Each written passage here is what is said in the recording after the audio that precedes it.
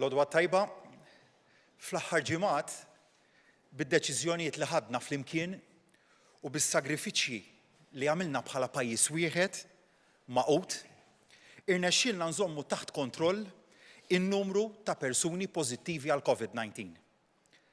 Aktar importanti minn hekk, inżammet f'qagħda tajba ħafna is-sitwazzjoni fl-isptarijiet tagħna, kif ukoll fit-taqsima għal kura intensiva. Dan ifisser li għada kif ippjanat u diġà mħabbar se jitneħħew numru ta' restrizzjonijiet oħra. Se jiftħu il-ħwienet meqjusa bħala mhux essenzjali u se jerġgħu jibdew jingħataw is-servizzi meqjusa bħala mhux essenzjali. Jistgħu jiftħu wkoll il-mużewijiet. In-numru ta' persuni permessi fi gruppi fil-pubbliku issa jitilgħu għal 4. U fid-djar jistgħu ikunu mistiedna sa 4 households, mit-2 miż-żewġ households li huma permessi bħalissa.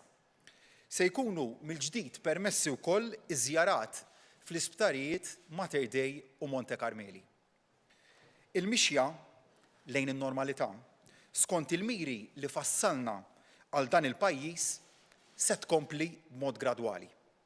Bis-saħħa ta' proċess meqjus, b'fażijiet differenti biex ma nipperikolawx dak li ksibna flimkien. Fl-istess ħin inkomplu nersqu lejn il-ħajja li nixtiequ.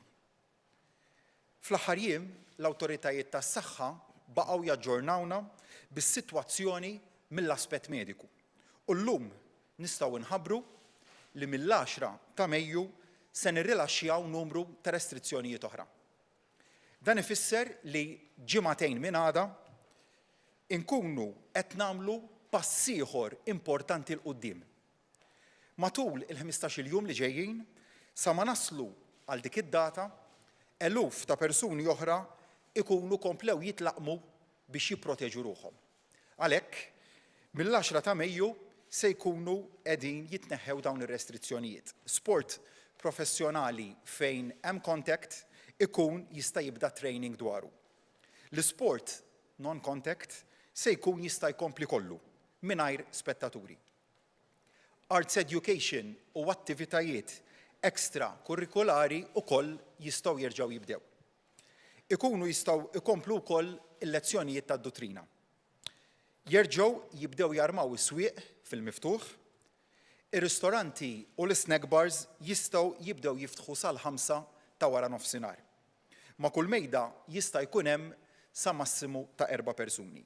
Wara l-5 ta' wara nofsinhar ikomplu iservu fuq bażi take away u delivery kif qed jagħmlu bħalissa. U se jitneħħew ukoll ir-restrizzjonijiet tal-ivvjaġġar bejn Malta u Għawdex. Dan huwa għalhekk il-pass li jmiss fi pjan kawt li fassalna mal-esperti mediċi bbażat fuq l-evidenza xjentifika. Kawt għax qabel xejn irridu nibżgħu għas-saħħa tal-Għawċin u l-Maltin. Kawt ukoll iżda għax wara s-sagrifiċċju kollu tal-aħħar xhur lin-negozji u l-ħaddiema irridu nibżgħulhom għal sajf ta' xogħol. Kulħadd qed isegwi x'qed jiġri madwar id-dinja u kif is-sitwazzjoni tista' tinbidel. Minkejja dan aħna ottimisti ħafna għaliex b'differenza minn perjodi oħra tal-pandemija issa qed nattakkaw bil-vaċċin u niddefendu bir-restrizzjonijiet. Sal-lum ingħataw 315,000 doża u għandna madwar 100,000 persuna li tlaqmu biż-żewġ dożi. Nafu wkoll għax tkellimt ma' ħafna sidien ta' negozji fl-aħħar jiem kif nagħmel ta' kuljum li f'dan il-mument huma jridu jiftħu lura għax-xogħol. L-għajnuna japprezzawha. Iżda għandhom xewqa kbira li jiftħu l-bibien tan-negozji tagħhom biex jilqgħu lill-klijenti. Nifhimhom għax naf kemm huma nies biżla. Nifhimhom ukoll għax mhux biss ix-xogħol iġib il-ħobża ta' kuljum, iżda wkoll għax il-ġurnata tax-xogħol tfisser dinjità. Kien għalhekk li tul aktar minn 13-il xahar ta' pandemija, issa qed noqorbu lejn l-14-il xahar, ma waqqafniex nieħdu inizjattivi biex nipproteġu lil ħaddiema u lin-negozji. Hekk se nibqgħu nagħmlu fi żmien li ġej. Irridu nibqgħu nagħtu l-appoġġ bl-iskemi li diġà għandna bħal weight supplement, fil-fema tiegħi l-iktar miżura importanti, ippjanajna wkoll iżda għajnuniet oħra li huma targeted li issa se nħabbru fi ftit jiem oħra, jiġifieri f'din il-ġimgħa li se tibda. Se jitqasmu wkoll lin-nies b'45 miljun euro vouchers li huma maħsuba biex jistimulaw il-konsum. Dan fi ftit ta' ġimgħat oħra. Fuq kollox, il-mira li fl-ewwel ta' Ġunju niftħu għat-turiżmu b'mod proattiv qed naħdmu għaliha bis-saħħa. Għax irridu sajf ta' xogħol għal Maltin u l-Awċin. Għalhekk, kull darba li niftħu aktar, jekk hux il-ħwienet għada u r-ristoranti għall-lanċ fl-10 ta' Mejju, għandna nibqgħu insegwu l-protokolli tal-awtoritajiet tas-saħħa li se tkun qed tispjega aktar dwarhom il-Professur Gawċi. Id-dixxiplina u r-responsabbilità għad hemm bżonnhom. L-awtoritajiet tal-infurzar se jibqgħu jaħdmu bħala tim wieħed kif għamlu sa issa. Importanti li nibqgħu nugru maturità fl-imġiba tagħna. Hekk nieħdu ħsieb is-saħħa ta' xulxin. Imma hekk ukoll nassiguraw li nħarsu l-kwalità tal-għajxien tal-poplu Malti u Għawċi. Dak li għaddew żgur li ma kienux xhur faċli. Għal ħadd. Quddiem pandemija li ġabet dinja għarkub tiegħha, pajjiżna bl-isfidi kollha irnexxielu jieħu id-deċiżjonijiet meħtieġa biex il-familji u n-negozji jibqgħu sodi. Ma ħallejna lil ħadd waħdu. Dak huwa li għamilna pajjiż tant uniku. Issa irridu nibqgħu maqudin biex fil-passi li fadal lejn żmien isbaħ, flimkien bħala poplu wieħed nimxu b'saħħitna il-qudiem lejn is-suċċess li verament jixraq ilhom Malta u Għawdex. Grazzi. Grazzi Prim Ministru. Din il-ġimgħa possibilment hija globalment u kienet globalment l-agħar ġimgħa tal-pandemija minn mindu feċċu l-ewwel każijiet f'Diċembru ta' sentejn ilu. Il-bieraħ biss madwar id-dinja ġew rappurtati 900,000 każ ġdid ta' COVID-19. Kważi miljun każ ġdid ta' COVID-19 madwar id-dinja f'ġurnata waħda biss. Il-pandemija madwar id-dinja qiegħda fl-agħar tagħha. Jekk tara x'inhu jiġri fl-Asja, l-Indja u pajjiżi tal-madwar, jekk tara x'inhu jiġri fl-Amerika Latina, l-Urugwaj, il-Brażil, Peru, pajjiżi oħrajn fejn għaddejjin mowġ kbar tal-pandemija, jekk tara anke x'inhu jiġri fl-Ewropa fejn pajjiżi bħal Ċipru din il-ġimgħa reġgħu ħabbru li ħajkunu qed jitlu ġew lockdown ġdid u l-Ġermanja fejn din il-ġimgħa wkoll għaddew daħlu miżuri iżjed stretti tinduna illi il-pandemija għadha għaddejja b'mod qawwi madwar id-dinja. F'Malta, f'numru żgħar ta' pajjiżi oħrajn, is-sitwazzjoni hija kemm xejn differenti. F'Malta s-sitwazzjoni hi illi l-każijiet niżlin illum ħankun qed inħabbru li l-bieraħ kellna 25 każ ġdid ta' COVID-19. Il-pożittività, ir-rata ta' pożittività, ġifieri kemm ikun hemm każijiet pożittivi skont kemm ikunu għamilna testijiet hija baxxa ħafna, inqas minn 2% u 1.8% fil-fatt. Il-każijiet li għandna fl-isptarijiet naqsu sew. Il-Good Samaritan illi kien l-isptar illi kien qiegħed jieħu każijiet pożittivi mid-djar tal-anzjani u fl-qel tal-pandemija f'Malta kellu madwar 150 ruħ, illum m'għandu ebda pazjent ġa fih. F'Mater Dei, illi f'Marzu kellna il-fuq minn 140 ruħ bil-COVID-19, illum għandna 35 ruħ. U fl-ITU għandna 3 pazjenti li huma pożittivi għal COVID-19 u 4 oħra illi m'għadhomx pożittivi imma għadhom qegħdin jieħdu l-kura fl-ITU. Ġifieri ġewwa pajjiżna il-pandemija għalkemm għadha hawnhekk hija taħt kontroll u meta nqabbluha ma' dak li qed jiġri madwar id-dinja naraw li ġewwa pajjiżna għandna miżura ta' suċċess fejn nidħol il-kontroll tal-pandemija. U l-miżuri li rrilaxxajna f'daw l-aħħar ġimagħtej u issa lura bdejna naraw ir-riżultat tagħhom jidher li kienu deċiżjonijiet tajbin, kienet deċiżjoni għaqlija illi naqqasnihom dawk il-miżuri għax jidher illi n-numru ta' każijiet ta' COVID-19 ġodda ġewwa pajjiżna baqa' fil-fatt nieżel u ma reġax tela. Li allura kif ħabbar il-Prim Ministru ifisser li minn għada dak li konna ħabbarna li ħan nerġgħu nirrilaxxaw nistgħu nirrilaxxaw. Għax aħna mill-bidu nett għedna u għadna tngħidu sa issa illi il-miżuri kollha illi qegħdin nneħħu waħda, grupp, jekk in-numri jerġgħu jitilgħu ikollna nerġgħu mmorru lura. Imma sa issa jidher li n-numri baqgħu tajbin u allura iva minn għada kif diġà ħabbarna ħanerġgħu niftħu numru ta' servizzi, numru ta' ħwienet u nżidu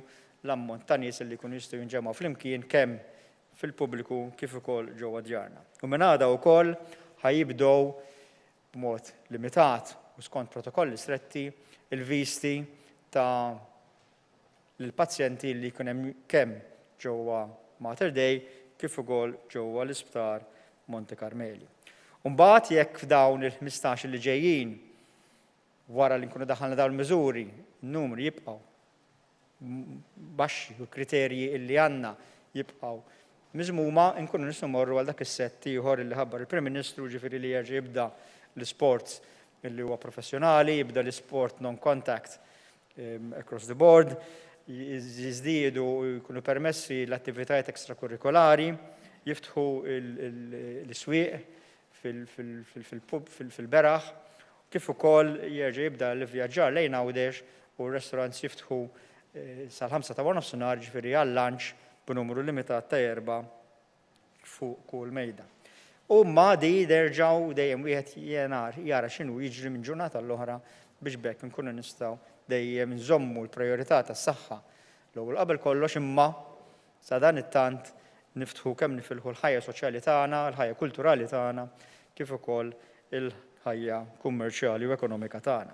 It-target tagħna dejjem jibqa' illi waqt illi nkomplu nlaqmu b'mod aggressiv, nibqgħu nipproteġu l dik il-parti tas-soċjetà tagħna li għadha ma tkunx mlaqma.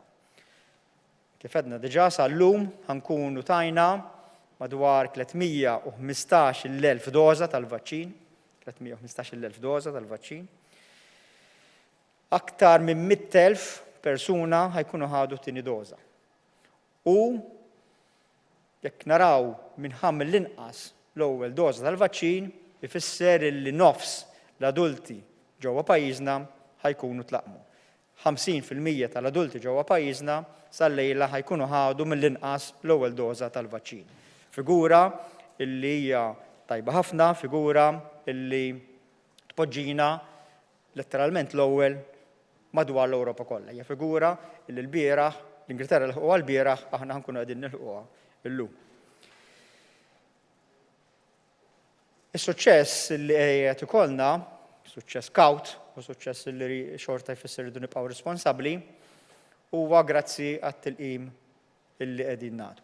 U bħalma tafu jaf kulħadd mill-bieraħ tlula ilħaqna tragward ieħor, ilħaqna milestone oħra fejn bdejna nofru, bdejna nistiednu il-persuni ta' 40 sena u fuqhom biex huma wkoll ikun jistgħu jirreġistraw għat-tilqima. Jew billi jitlu online fuq vaccine.gov.mt jew billi jibbatu SMS bin-numru tal-identity card number tagħhom fuq 991-80044 biex jieħdu l-vaċċin ġewwa Għawdex jew 991-80045 biex jieħdu l-vaċċin ġewwa Malta. Sal-bieraħ kellna il-fuq minn 90% tal-persuni li għandhom 60 sena jew fuqhom illi ħadu diġà it-tilqima. U rrid ngħid illi kull min għandu 60 sena u fuqhom u nafu bih, ġifieri qiegħed fuq l-listi tagħna, batnilu invit u kollha għandhom appuntament il-ftit li fadal se jkunu qegħdin jieħdu it-tilqima fil-ġranet li ġejjin. Jekk kataw persuni il fuq minn 60 sena li għadhom ma rċevewx l-appuntament, għal xi raġuni oħra jew għax għandna l-adress tagħhom ħażin jew għax ma jidhrux fuq l-listi tagħna, huma mitluba li huma wkoll jirreġistraw fuq il-vaccin.com.mt jew bin-numri billi batu SMS fuq in-numri li ħabbart. Fej jidħol il-grupp ta' fuq 50 sena, ta' 50 sena u fuqhom, diġà laqqamna żewġ terzi, laqqamna 64% ta' dawn il-persuni u t-tilqima għadu għaddej. U fil-jumejn illi ilna li ftaħna reġistrazzjoni għal persuni ta' fuq minn 40 sena, bejn persuni li reġistraw f'dawn il-jumej u persuni li kienu diġà ħadu tilqima għax kienu frontliners, għandna 31,000 illi diġà jew laqamnihom jew irreġistraw f'dak il-grupp ta' bejn 40 u 49 sena. Dan jirrappreżenta 43% ta' dan il-grupp. Ġifieri anke hemmhekk persuni ta' fuq 40 sena mixjin brata tajba ħafna biex da jfisser illi lejn it-tielet ġimgħa ta' Mejju mbagħad inkunu nistgħu mmorru għal pass li jmiss biex inkomplu dejjem inlaqmu żjed nies fil-gżejjer tagħna. Rid ngħid kelma żgħira fuq il-vaccine certificate. Il-vaccine certificate illi biħsibna li jidħol fis-seħħ minn Mejju, mix-xahar li ġej, ġewwa pajjiżna li allura dan ħajkun jista' jiffaċilita l-ivvjaġġar ta' persuni Maltin li jkunu malqamin. Ġifieri persuni Maltin li jkunu ħadu żewġ dożi tat-tilqima jew fil-każ tal-Johnson & Johnson tilqima waħda, jkunu jistgħu jivvjaġġaw lejn pajjiżi oħra u meta jirritornaw lejn Malta jkunu jistgħu jagħmlu hekk mingħajr restrizzjoni tal-kwarantina. Ħajfisser ukoll li ma dawk il-pajjiżi li jkollna arranġament bilaterali, fl-Unjoni Ewropea ħajkun hemm arranġament għall-Unjoni Ewropea kollha, imma ma dawk il-pajjiżi barra l-Unjoni Ewropea li jkollna arranġament bilaterali ifisser li Maltin illi jkunu imlaqma jkunu jistgħu jmorru ġu dawn il-pajjiżi, ngħidu aħna bħall-Ingilterra, b'mod illi huwa mingħajr restrizzjonijiet. U da jfisser allura li l-ivvjaġġar ta' persuni Maltin li jkunu mlaqmin ħajkun faċilitat ħafna mix-xahar li ġej. Il-vaccine certificate se jfisser ukoll illi Malta tkun tista' tibda tilqa' vjaġġaturi u turisti b'mod sikur għax inkunu nafu li dawk il-persuni huma mlaqmin b'mod sikur għalihom u b'mod sikur għas-soċjetà Maltija. U da jfisser li allura dal-vaccine certificate u l-arranġamenti bilaterali ma' pajjiżi oħrajn ħajkun jista' jagħti spinta l qudiem lit-turiżmu ġewwa pajjiżna b'mod illi jibqa' jipproteġi s-soċjetà. Tantu hekk illi aħna minn mindu nibdew nilqgħu t-turisti ġewwa Malta, ġifier mill-ewwel b'mod proattiv mill-ewwel ta' Ġunju, ħankunu qegħdin ninsistu illi dawk il-persuni li jiġu Malta mingħajr it-tilqima li jkunu jridu jippreżentaw test negattiv tal-PCR qabel ma jitilqu minn pajjiżhom, qabel ma jitilqu fuq l-ajruplan lejn Malta. Dawk il-pajjiżi li jkunu mlaqmin, dawk il-persuni li jkunu mlaqmin jistgħu jiġu mingħajr restrizzjoni għax ikunu sikuri għal Malta, l-oħrajn ħankunu qegħdin nisiġu illi jkollhom il-PCR test negattiv mhux niċċekkjahom meta jaslu imma biss imma wkoll jkunu jridu jippreżentaw qabel ma jitilqu minn pajjiżhom. U meta jiftaħ it-turiżmu b'mod proattiv ġewwa Ġunju, nkunu qegħdin nkunu kawti.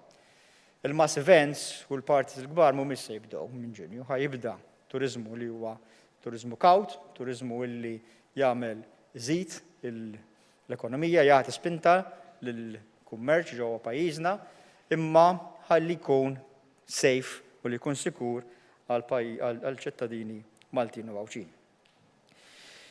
Fuq kollox, il-parir tagħna jibqa' u l-appell tagħna jibqa' illi nibqgħu nżommu mal-miżuri li għad hemm in place, nafu li huwa żmien ta' sakrifiċċju imma il-price, il-premju tagħha di illi f'Ġunju nkunu f'sitwazzjoni fejn nistgħu nkunu fuq il-green list ta' pajjiżi oħrajn u bekk it-turiżmu jkun jista' jimxi l qudiem.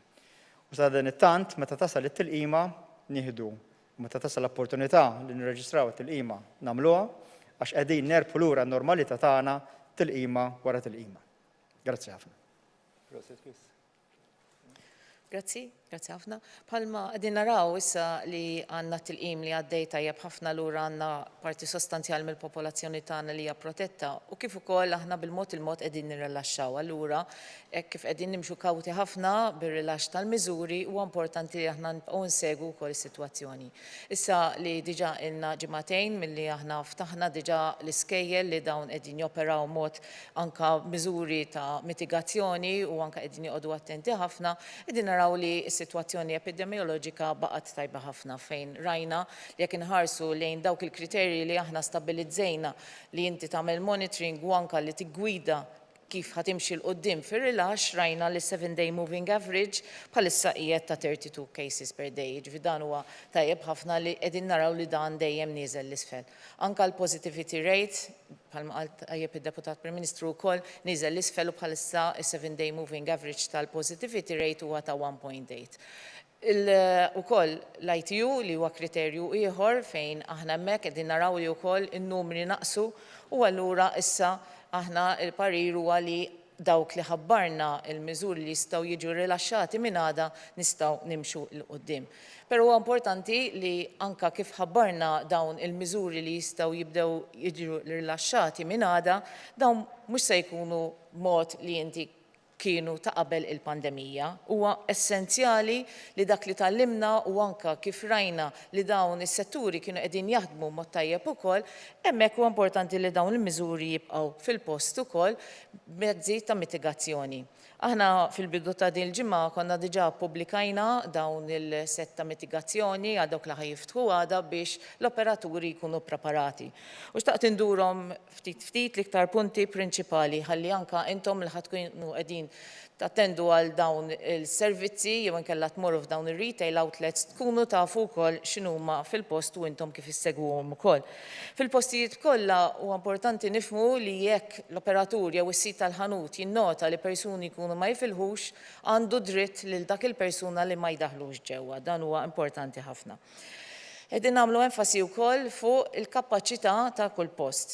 Ġifieri kull post skont l-erja tiegħu ikollu kemm jista' jiflaħ idaħħal nies. U l-ammont massimu ta' persuni li jistgħu jkunu f'kwalinkwa stabbiliment kemm dak li qed joffri servizzi kif ukoll tar-retail ma jistax jaqbes il-wieħed kull 4 metru squared. U huwa importanti li fuq kull barra tar-retail il-persuni jkunu qegħdin ukoll waħlu plakka li turi x'inhuwa l-massimu ta' persuni li jistgħu jiġu aċċettati f'dan il-post. Dan numru huwa maħdum fuq evidenza li xnafu kif jinferex dan il-virus u waqt li l-persuni jkun qegħdin fil-post ukoll huwa importanti li dawn dejjem iżommu d-distanza ta' 2 metri minn persuna l-oħra. Nafu wkoll kemm huwa importanti il-sanitization, allura f'dawn il-postijiet ikun hemm ukoll available l-alkohol rab li persuni jkunu jistgħu huma jagħmlu fil-post u anke persuni jżommu fuqhom huma wkoll biex regolarment huma jkunu qegħdin jużaw il-hand sanitizer biex dejjem nevitaw kemm nistgħu l-firxa ta' dan il-virus.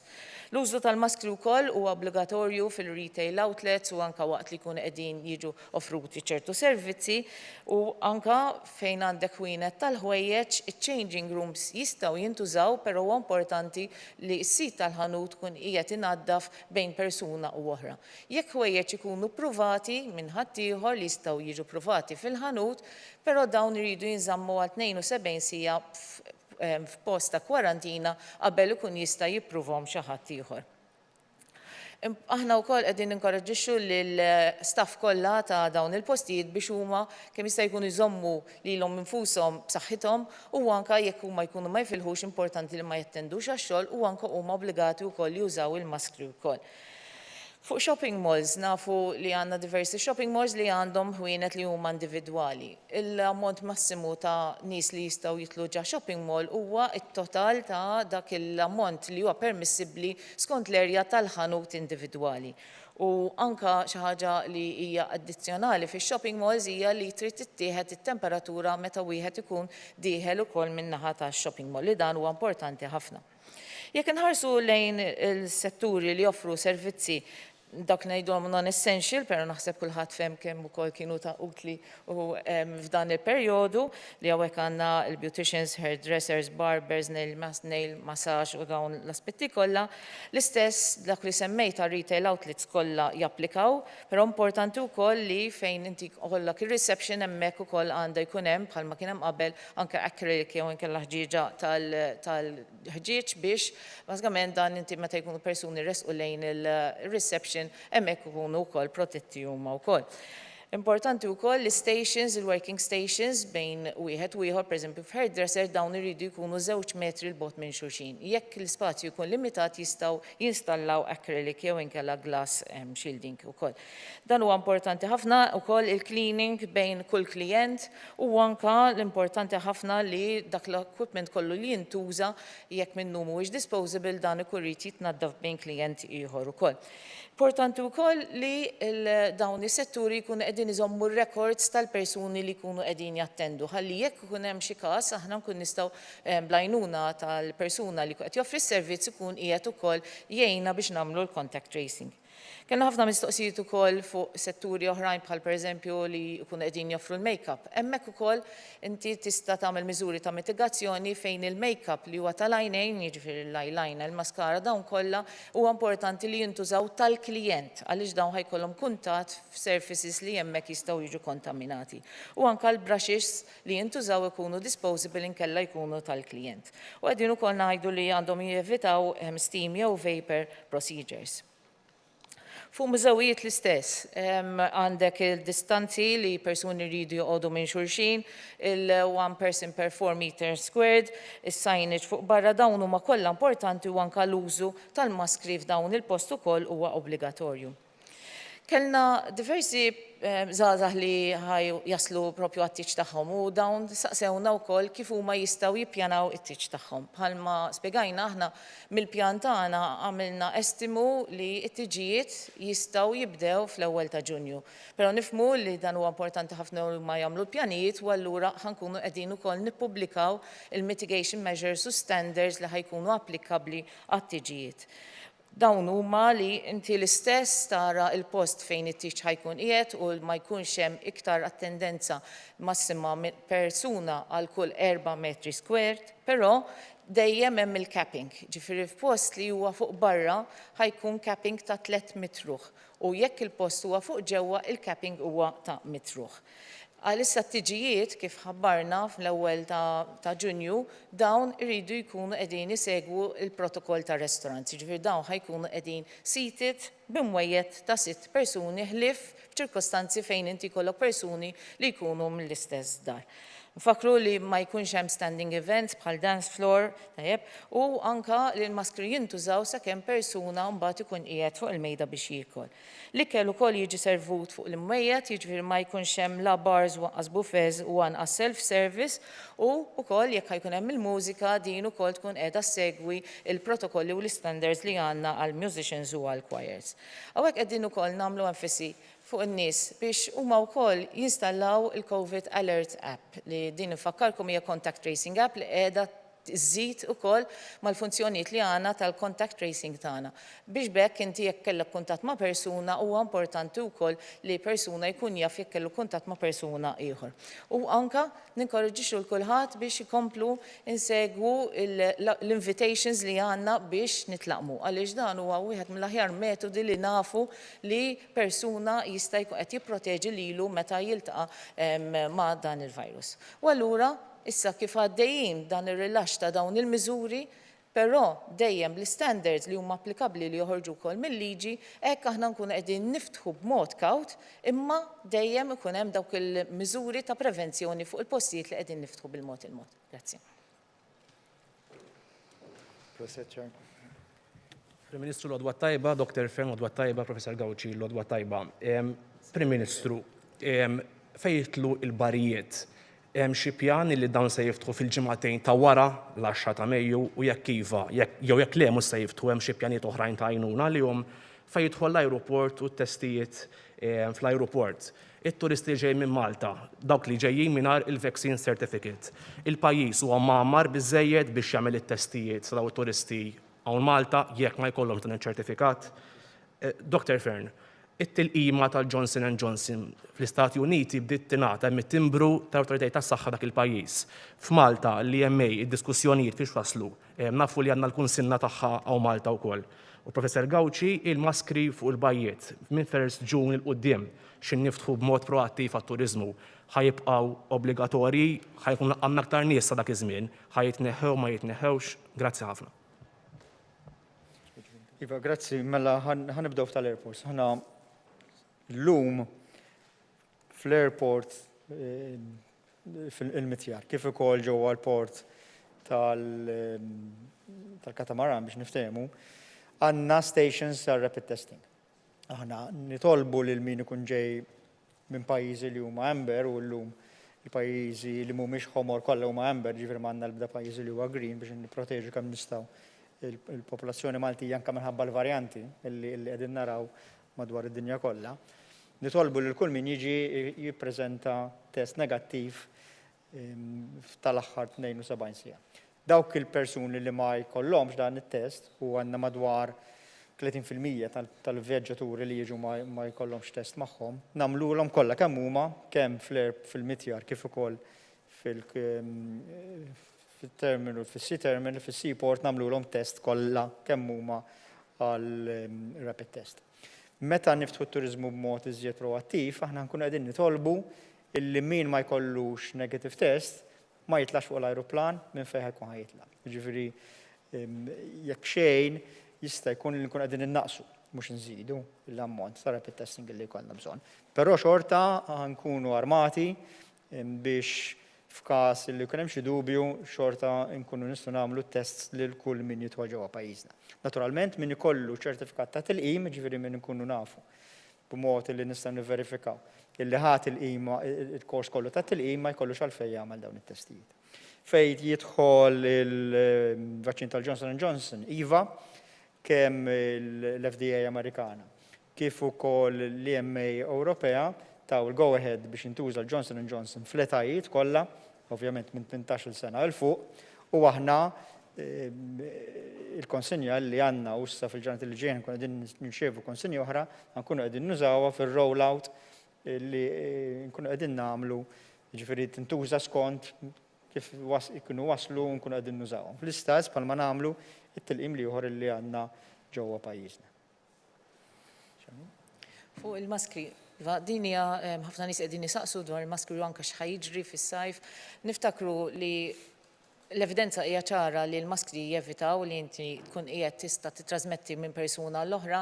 Rajna l-impatt ukoll qiegħed jagħmlu l-maskri anke meta jħorġu modeling tal-pajjiżi ta' x'jista' jiġri wkoll hemmhekk ukoll ikun qed isir modeling ta' meta jkun hemm dak il-popolazzjoni jkunu qegħdin jużaw il-maskri wkoll. Anke studju li ħareġ hawn Malta wera xejra tajba ħafna li l-maġġor parti tal-popolazzjoni tagħna fehmu li għandhom jużaw il-maskri wkoll. Aħna l-CDC ukoll ħarġet rapport din il-ġimgħa fejn ukoll rakkomandazzjoni tagħha qalet li huwa tajjeb ħafna li naraw li meta jkollok nies li huma mlaqmin li għandhom żewġ dożi hemmhekk tara li inti jkollok il-protezzjoni. Però wkoll fl-istess rapport ukoll għamlet enfisi li bħalissa f'sitwazzjoni li għandna fl-Unjoni Ewropea fil-pajjiżi kollha fejn għadhom ma laħqux il-herd immunity huwa importanti li jibqgħu jintużaw il-maskli f'public places u anke fejn ikun hemm ċertu gatherings.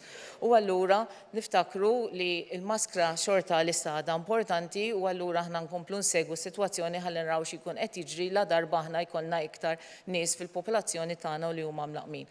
U naraw ukoll x'qed jiġri f'pajjiżi oħrajn jekk inħarsu lejn l-Iżrael fejn diġà bdew jirrilaxxaw ukoll mill-maskri hemmhekk nkunu qegħdin naraw x'ikun qed jiġri f'dak il-pajjiżi u anke nkunu qegħdin nitgħallmu minnu wkoll.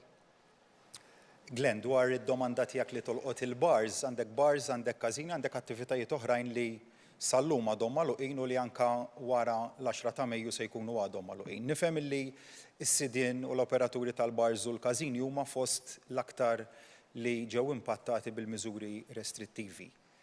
U għalhekk se nħallu l-xjenza li tiggwidana fil-ftuħ mill-ġdid ta' dawn l-attivitajiet kummerċjali, però nemmnu illi huwa kruċjali li ma nippreġudikawx sajf ta' xogħol għal-bars u għal-każini b'deċiżjonijiet li jkunu maġla żejjed u li ma jirrispettawx l-evidenza medika. Dawn huma l-prinċipji regolaturi Daqstant ieħor jibqa' prinċipju iżda li ma nħallu lil ħadd waħdu partikolarment lil dawk l-attivitajiet kummerċjali li għadhom magħluqin. Nsellimlek, Nicole, bonjour. Bonjour. Just a quick question, maybe either to Dr. Fern or Professor Gauci. Are there any concerns in relation to the Indian double mutation variant that we're seeing? On one hand, do we know if the vaccines that we've been adopting over the past few months, so Pfizer, Moderna, AstraZeneca, whether they are to some extent or another efficient in combating this variant of COVID-19? And on the other hand, what is the risk it poses in terms of what was ultimately a very successful vaccination drive over the past few months? Could we end up being in a situation where this vaccination drive has been carried out in vain and we end up fighting a new variant and having to fall a step back, essentially? Thank you. L-unika ġo waħda mill-ftit affarijiet illi mhux aħna l-gvern, il-bniedem m'għandux kontroll fuqhom huwa kif jiżviluppa l-virus, jiġifieri meta joħorġu varjanti ġodda. Il-virus, il-coronavirus illi beda il-pandemija sena u 3 xhur, sena u 4 xhur ilu, beda għax kien varjant ta' virus illi kien diġà jeżisti fl-annimali. U jidher illi minn żmien għal ieħor qegħdin joħorġu varjanti ġodda ta' dal-coronavirus illi għandna madwarna. Sa issa l-varjanti kollha illi nafu bihom, kollha il-tilqim illi għandna jaħdmu kontrihom to a certain extent, ġifieri għadna ma nafux eżatt l-effikaċija tal-vaċċini kollha għal kull varjant, imma nafu li kollha kemm huma jkun hemm xi forma ta' protezzjoni. Jiġifieri l-ebda tilqima li tajna ma kienet kif qed inti in vain. Kollha huma importanti anka hekk ikun hemm il-varjanti ġodda. Naturalment jistgħu jinqalgħu varjanti illi għadna ma nafux bihom jew għadhom ma ġewx, illi jkunu iżjed qawwija mill-protezzjoni li joffru il-vaċċini li għandna llum. Fil-fatt, aħna tlabna jiena stess kont tlabt f'Jannar li għadda lill-Kummissjoni Ewropea biex nibdew ninvestigaw il-varjanti varjanti ġodda li jistgħu joħorġu b'mod aggressiv u nibdew ninvestu minn issa fuq proċess ta' żvilupp ta' vaċċini anke l-varjanti ġodda. U fil-fatt, il-Kummissjoni Ewropea dan is-suġġeriment ħaditu u format awtorità biex tagħmel eżatti dan li qegħdin ngħidu, ġifieri tfittex b'mod aggressiv għal varjanti ġodda u tinvesti f'riċerka biex ikun hawn tilqim anke l-varjanti ġodda jekk joħorġu u dan it-tilqim ikun available għal popli kollha Ewropej.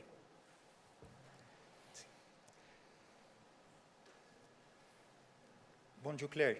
Bonjour. Good afternoon. So a number of questions. First of all, will the rule for the tests before boarding apply to just the tourists, or does it include everyone, including Maltese travelers? You didn't mention anything about the gyms. Obviously, we know that a lot of people have been asking whether they'll be reopening. Will they on May 10th? Now, the tables of 4 rule, does that apply to people from the same household? So if a family with, say, 4 children and 2 adults, that's 6 people, can they sit on the same table? And how will restaurants manage this? So what will they ask to see ID cards? Will they just accept anyone to sit together? How will that work? And Health Minister, you started your speech by saying how bad the situation is abroad and that the numbers are increasing and we reached record highs this week. Aren't you a bit concerned that you're pushing tourism a bit too much and you plan to start seeing tourists coming in, incentivizing tourists to come in the next few weeks? Don't you think the situation abroad will still be bad and we will risk ruining all our efforts by importing lots of cases? Thank you. Claire, bonġu l-ewwel nett mill-ġdid. Rigward il-mistoqsija li tolqot il-gyms, l-istess raġunament li tkellim dwaru diġà dwar bars u kazini u dwar kwalunkwe attività kummerċjali oħra li għadha mhijiex miftuħa. Fl-10 ta' Mejju l-attivitajiet li se jerġgħu jiftħu ma' dawk li ħabbarna. Illum naturalment bil-prinċipju li semma aktar qabel id-Deputat Prim Ministru li huwa bi-directional. Ġifieri dejjem insegwu l-evidenza xjentifika u naturalment imbagħad wieħed japplika dan il-prinċipju tal-bi-directional skont dak li toffri l-evidenza. Għal rigward il-persuni li jkunu madwar mejda f'restaurants, il-massimu huwa ta' 4 persuni, Però fejn inti għandek familja ta' 5 persuni biex nagħtu eżempju żewġ ġenituri u 3 tfal, allura l-applikazzjoni tal-bon sens tgħidlek illi dik il-familja tkun tista' tpoġġi madwar il-mejda u tidħol fir-restorant. Imma tittingħata evidenza tajba illi qed nitkellmu dwar verament familja waħda, ġifieri jekk qed nitkellmu dwar żewġ ġenituri u 3 tfal naturalment irid ikun fatwalment hekk. Però mbagħad il-prinċipju ġenerali jibqa' wieħed illi dan mhuwiex il-mument li wieħed jipprova idur mar-restrizzjonijiet għaliex ir-restrizzjonijiet qegħdin hemmhekk biex l-ewwel nett jipproteġu s-saħħa ta' kull wieħed u waħda minnha. U qegħdin hemmhekk ukoll mhux biex idejqu n-nies jew biex jagħmlu l-ħajja tan-nies aktar diffiċli, iżda biex jiżguraw li jkollna dan is-sajf ta' xogħol tant importanti. Ħalli nwieġeb għax hija mistoqsija importanti ħafna dwar il-vjaġġar anka f'sitwazzjoni fejn il-pandemija għadha għaddejja madwar id-dinja. Mela x'inhi x-xjenza ta' wara di? Xjenza wara hi l-dina qalitha s-CDC Amerikana u sa tgħidha wkoll CDC illi hija l-aġenzija li kemm fl-Ewropa kif ukoll fl-Amerika li tagħti pariri dwar mart infettiv u deb qegħdin jgħidu ċaru tont illi t-tilqima meta tkun ħadd il-kors kollu mhux biss tipproteġi lilek milli tieħu il-virus imma wkoll tipproteġi l ta' madwarek. Jiġifieri jekk inti tkun imlaqqam iċ-ċans li inti ħaġġib jew ħatati il-mikrobu lil ħadd ieħor anke jekk ma jkunx imlaqqam huwa żgħir ħafna. Jiġifieri persuni illi jkunu mlaqqmin jistgħu jivvjaġġaw ġo komunità mingħajr ma jippożaw riskju għal dik il-komunità. Ġifieri dik hija l-ewwel biċċa xjenza illi allura lilna tina serħanta moħħ li persuni li jkunu ħajġu lejn pajjiżna li jkunu mlaqmin għalhekk qegħdin aħna nafsu ħafna fuq arranġamenti bilaterali fejn jitlu il-vaccine certificates ikun jistgħu jiġu Malta b'mod sigur. It-tieni parti illi wkoll serħilna moħħna hi illi aħna nafu illi meta xi ħadd ikun imlaqqam anke jekk intaqa' ma' xi ħadd li huwa pożittiv, iċ-chances li ħajjieħu l-mikrobu jew ħajimrad bih huma żgħar ħafna u li ħajimrad mod serju huma prattikament żero. Li allura jfisser li kif aħna ġewwa pajjiżna ħajkollna ħafna nies li huma mlaqmin anke li kieku kellu jiġi xi ħadd bil-mikrobu ġewwa pajjiżna għax hawn ħafna nies imlaqmin ir-riskju għaċ-ċittadini Maltin ħajkun baxx. Però aħna qegħdin nafsu ħafna fuq il-vaccine certificate biex inkunu ċerti li min jiġi ġewwa pajjiżna ħajjiġi b'mod sikur għalih u għall-komplement. U allura minkejja li ħajkun hemm każijiet madwar id-dinja l-persuni minn dawn il-postijiet ħajkunu ġejjin bit-tilqima ikun ifisser illi aħna jistgħu nilqgħu moħħna mistrieħ. Tinsewx is-sistema ta' pajjiżi li huma red jew amber ħatibqa' u allura dawk il-persuni li jkunu ġejjin minn postijiet fejn hemm rata għolja ta' COVID, allura dik iż-żona u dak il-pajjiż ikun red, ma jistax jiġi Malta ħlief jekk ikollu it-tilqima. Il-pajjiżi amber jistgħu jkollhom il-PCR negattiv, imma pajjiżi red allura fejn hemm kif semmit Claire numri għoljin ta' każijiet ma jkunux jistgħu jiġu Malta ħlief jekk ikollhom il-vaċċin u allura jkunu sigur għalina li jiġu ġewwa pajjiżna. Bonġu Monique, bonġu. Bonġu, l-adwa tajba, Prim Ministru, Deputat Prim Ministru, Professor Gawci. Għandi xi ftit mistoqsijiet jiena wkoll dal-għodu. Nimmaġina li għalkemm se jkun hemm aktar rilaxx fil-miżuri l-infurzar se jibqa' għaddej. Il-multi se jibqgħu l-istess jew se jinbidlu u forsi jitfakruna ta' kemm kienu l-multi fosthom dawk ta' ksur ta' social distancing, l-użu tal-maskra u l-ispezzjonijiet fid-djar se jibqgħu isiru. Fil-ġimgħat li għaddew ukoll smajna dwar numru ta' parties li saru biksur ta' dawn il-miżuri. X'irriżulta mill-investigazzjonijiet tal-parties rispettivi? Ingħataw multi il-persuni li kienu f'dawn il-parties ġew identifikati. Semmejtu li se jitqasmu 45 million euros voucher. Ġi stabbilit dawn kif se jkunu mqasmin bejn ir-ristoranti u l-ħwienet mhux essenzjali. U l-aħħar mistoqsija xirċevejna diversi rapporti dwar da nies jistaqsu konfużi. Forsi tiċċaraw jekk dawk li għandhom 40 u fuq l-40 għandhom xi applikaw għal vaċċin jew se jirċievu appuntament bl-SMS għax jidher li mhumiex ċara din. U mistoqsija żgħira oħra il-visti ġewwa Kering Grek, meta ħajkunu qegħdin jibdew? Grazzi ħafna. Grazzi Claire, l-infurzar se jibqa' jsir bl-istess mod effiċjenti li qed isir illum nerġa' nagħmel appell biex il-pubbliku jibqa' jikkopera kif qiegħed jagħmel bħalissa. Il-multi mhumiex se jitnaqsu, jiġifieri se jibqgħu kif huma llum nemmen illi huma f'ammont tajjeb, però fl-aħħar mill-aħħar iktar mill-impożizzjoni ta' multi nerġa' nappella dan is-sens ta' self-discipline sabiex flimkien nibqgħu noħorġu mill-pandemija bil-mod tajjeb li mexjin bih illum. L-istess l-enforcement fil-massimu ta' households li huma permessi f'residenza waħda, dak kif ħabbarna llum se minn żewġ households issa se jitla' sa 4, però l-infurzar mhuwiex se jonqos għaliex ikun kontroproduttiv illi f'dan il-mument tibda tirrilaxxa b'mod kawt il-miżuri restrittivi u tnaqqas l-infurzar. Mela allura anzi, it-tnaqqis tal-miżuri irid jiġi coupled, irid jiġi akkumpanjat minn infurzar aktar b'saħħtu. Rigward il-ċifri tal-enforcement ikunu nistgħu nippubblikawhom kif qegħdin nagħmlu minn żmien għal żmien huma sostanzjali n-numru ta' multi li nataw huwa wieħed qawwi u wkoll in-numru ta' inspections huwa wieħed qawwi u nixtieq insellem hawnhekk lil forzi kollha kemm tal-ordni kif ukoll dawk kollha li huma inkarigati mis-sorveljanza tal-miżuri restrittivi tal-ħidma dedikata li qegħdin jagħmlu. Il-persentaġġ tal-vouchers kif se jkun imqassam se jkun wieħed ta' 60-40.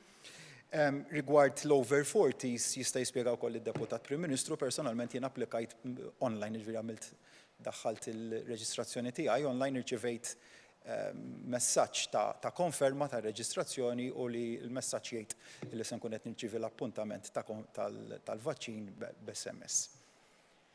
Fil-fatt hija ċara ħafna.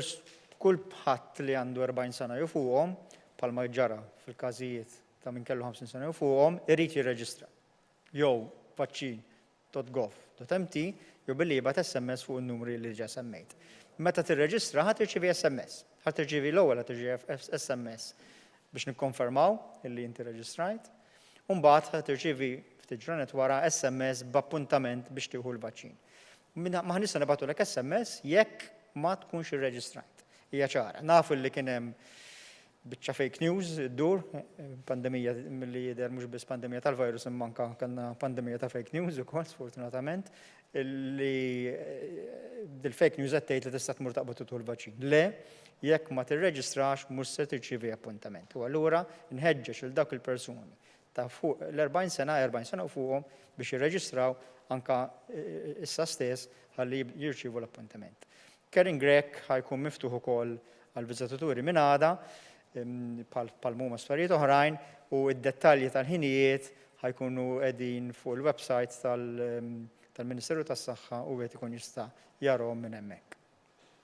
Aħbar sabiħa ta' Kering Grek semmu naranna nagħda mela. Ekku, mela ara l-website biex tkun taf aħbar tal-ġurnata.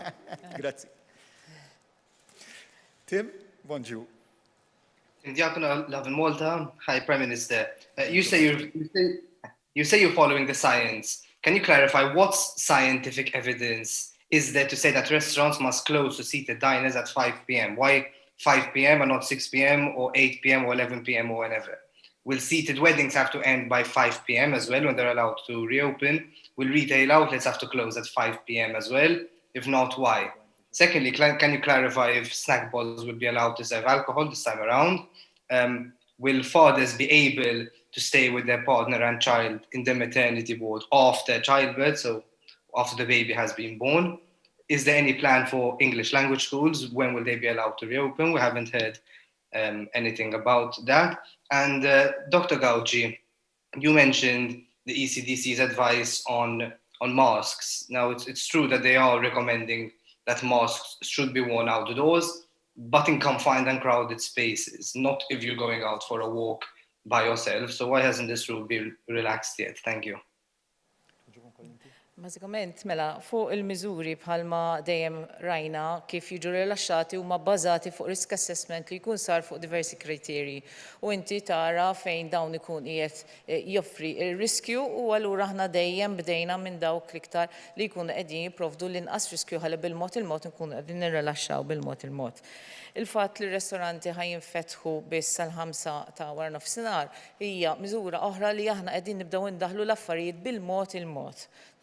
U dik hija raġuni għalfejn ħanibdew bil-lunch biss għalissa u mbagħad eventwalment nkun nistgħu nkunu nibqgħu għaddejjin jekk l-affarijiet jibqgħu dejjem għaddejjin tajjeb. Fuq it-tiġijiet aħna qed nitkellmu fuq Ġunju mhux bħalissa. Jiġifieri hemmhekk nkunu qegħdin naraw x'inhi s-sitwazzjoni u hemmhekk jalla tkun qiegħda stampa li hija kompletament differenti. Fuq il-missirijiet li jistgħu wkoll meta ikun waqt id-delivery dawn jistgħu jidħlu waqt id-delivery kollu f'Mater Day kif ukoll huma jistgħu jibqgħu mal-mara wara li din ikollha delivery u anke hemm il-ħinijiet li wara mbagħad ikun jistgħu wkoll jibqgħu f'kumpanja mal-mara u t-tarbija tagħhom ukoll. Semmejt ukoll l-English Language Schools, dawn fir-risk assessment li sar dawn kienu higher risk u allura mhumiex fil-lista li jinfetħu għalissa. Però nfakkarkom ukoll li l-English Language Schools bħal skejjel oħrajn li huma post-sekondarji dawn xorta jistgħu jibqgħu għaddejjin bħalissa bit-tagħlim tagħhom ukoll online.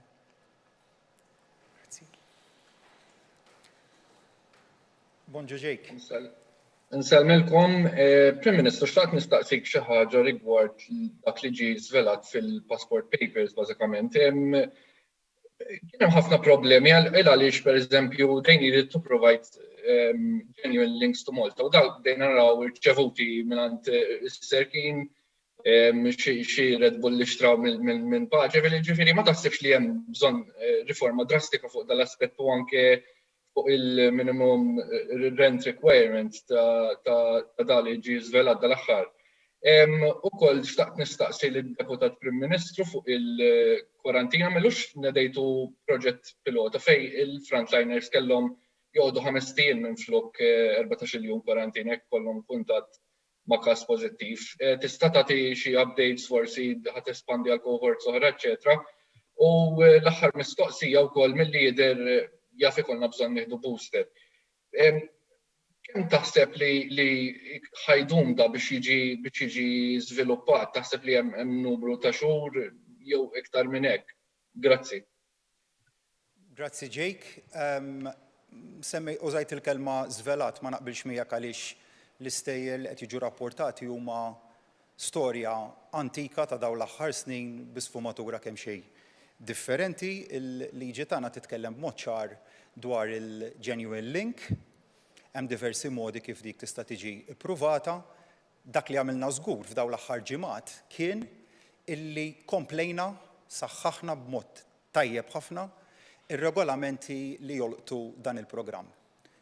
Żidna due diligence, żidna s-sorveljanza, diġà kienet waħda robusta, komplejna insaħħuha u nemmen li għandna programm illi għandu iċ-checks kollha li huma meħtieġa, iżda mbagħad ukoll irridu fl-aħħar mill-aħħar naqblu dwar il-prinċipju. Jekk irridux li dan il-programm jinqered kif hemm min għal raġunijiet partiġjani jipprova jagħmel, jew inkella nippruvawx bis-salvagwardji kollha li huma meħtieġa nibqgħu nieħdu it-tant u tanġit li ġab dan il-programm. Tafu kemm ġabilna f'pajjiżna bħala investiment dan il-programm? 1.5 billion euros. 1,500 miljun euro. 600 miljun euro fil-fond tal-NDSF. 350 miljun euro fil-fond konsolidat. Il-bilanċ, jiġifieri d-differenza sal-1,500 miljun euro oħra f'investiment f'xiri ta' proprjetà fil-bonds li nħarġu dak huwa il-ġid li ġie krejat. U forsi tistaqsuni x'sar b'dak il-ġid.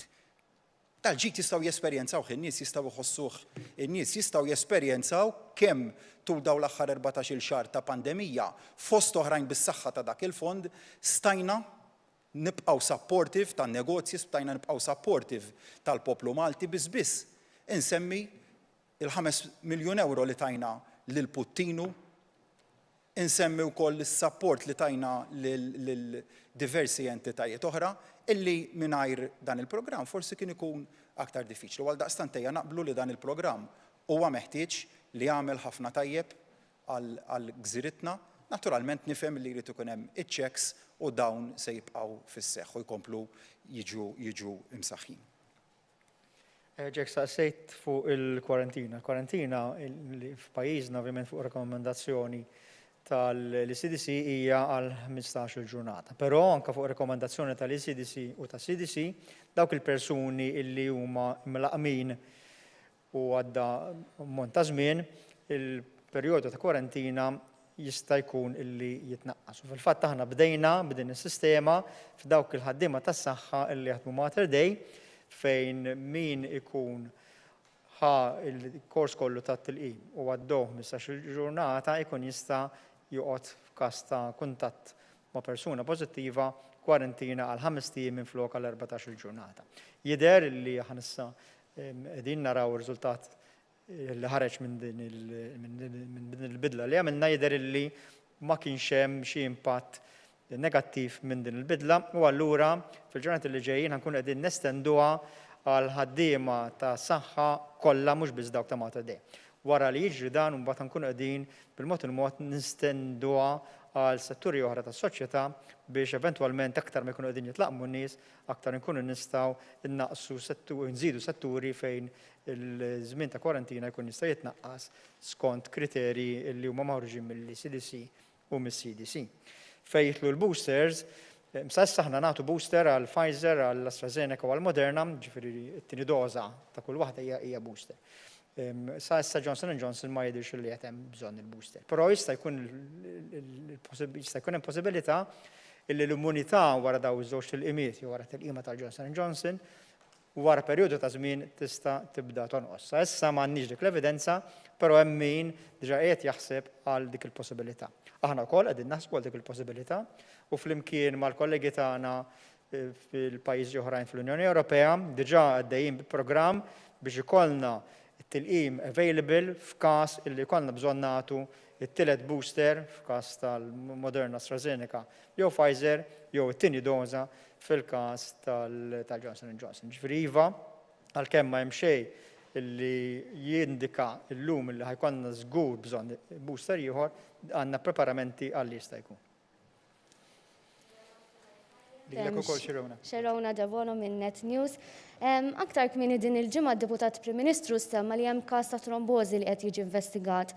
Tistgħu forsi tagħtuna update fuq dak il-każ u tgħidulna mal-imtilqima huwa relatat.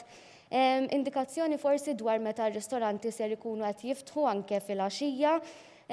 Mistoqsija oħra dwar il-varjant Brażiljan. Issemma li hemm 3 każi u li wieħed minnhom mhuwiex importat. Dak il-każ jiġifieri kellna trasmiżjoni lokali u l-aħħar mistoqsija meta se tkunu qed tippreżentaw il-pjan ta' rkupru. L-Italja diġà ppreżentatu u ġie approvat mill-Kummissjoni Ewropea. Tistgħu tagħtuna data meta ser tippreżentaw din l-istrateġija? Grazzi. Forsi nitkellem fuq il-każ ta' trombożi. Mela iva jiena tal-ġranet ilu kont ħabbart li pajjiżna hemm każ wieħed li qed jiġi investigat ta' persuna li ħadet it-tilqima u mbagħad kien hemm każ serju ta' trombożi u kienet jara jekk kienx ġara biss kombinazzjoni wara tilqima jew kienx minħabba tilqima. Biex it-tobba tagħna, ovvjament tat-tobba jagħmlu din il-konnessjoni ma' imbagħad il-Medicines Authority. Ikunu jistgħu jaslu għal din il-konklużjoni kellhom bżonn jagħmlu żewġ testijiet tad-demm li jmorru barra l-pajjiż. Sa issa ġie riżultat lura ta' wieħed minnhom u dan it-test ma kkonfermax illi kien hemm link bejn il-każ ta' trombożi u t-tilqima. Però għadna qed nistennew riżultat tat-tieni test u allura għadna ma nistgħux ngħidu fiċ-ċert din il-link jew le. La darba jkollna dar riżultat nkunu nistgħu ngħidu b'mod trasparenti jekk kienx każ relatat ma' tilqima jew le. Xeruna, aħna fil-verità iktar milli nitkellmu dwar pjan ta' rkupru dak il-pjan li ħabbarna f'Ġunju tas-sena li għaddiet.